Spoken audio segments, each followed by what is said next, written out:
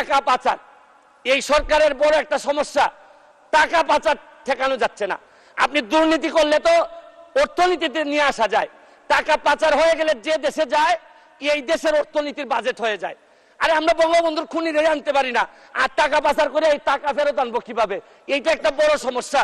টাকা পাচার করে আমাদের বাজেট সংকুচিত হয়ে যাচ্ছে। মাননীয় স্পিকার, আরেকটা জিনিস, এই সরকারে রাসেল ভাইপার সাপ চলে আসছে। মাননীয় স্পিকার, এই সাপ আসার কারণে সরকারে যখন সাপ আসে প্রকৃতিতে বেজি থাকে, এই বেজি করে কি সাপরে নিয়ন্ত্রণ করে। কিন্তু এই সরকারে দেখা যাচ্ছে বিভিন্ন জায়গায় রাসেল ভাইপার আছে, কিন্তু বেজি ওই পরিমাণ নাই যে এই সাপরে ধরবে। মাননীয় স্পিকার, আপনি দেখেন এই আমাদের প্রতিষ্ঠানগুলা কত দুর্বল হয়ে গেছে। আমাদের প্রতিষ্ঠান, একজন ভদ্রলোককে দুদক ধরতে পারে নাই, একজন ভদ্রলোককে এনবিআর ধরতে পারে নাই, বাংলাদেশ ফাইন্যান্সিয়াল ইন্টেলিজেন্স ইউনিট ধরতে পারে নাই। আর এনবিআর এর মতিউর রহমানকে ধরলে একটা ছাগল ছাড়াই এই লোকটা তো আপনি আনতেই পারতেন না।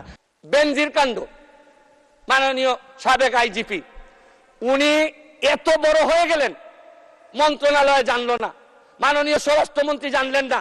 এই বাচ্চাটা এত বড় হয়ে গেল, আর কিছুদিন সুযোগ পাইলে পুরা গোপালগঞ্জ কিনে ফেলতেন এই বেনজির সাহেব। তারপরে এইটার দায় এই মন্ত্রণালয় এড়াইতে পারে না। মাননীয় স্পিকার, এখন আপনারা কালো টাকা সাদা করবেন, আমার কোনো অসুবিধা নাই। যদি মনে করেন টাকা রয়ে গেছে, কিছু টাকা জমানো বা বিভিন্ন অলস টাকা রয়ে গেছে, এটারে সাদা করবেন, কোনো অসুবিধা নাই। কিন্তু এই সাদা করার মধ্য দিয়া বেনজির আর মতিউরের টাকাও যদি সাদা হয়ে যায়, আর এদের ভবিষ্যৎ প্রজন্ম উত্তরাধিকার, আদর্শের উত্তরাধিকার যারা, তাদের টাকাও যদি সাদা হয়, এরপরে আমি বলতে চাই মাননীয়, আমি সিলেটের মানুষ, আমার সিলেটে আমি যখন বক্তব্য রাখতেছি লক্ষ লক্ষ মানুষ পানিবন্দী।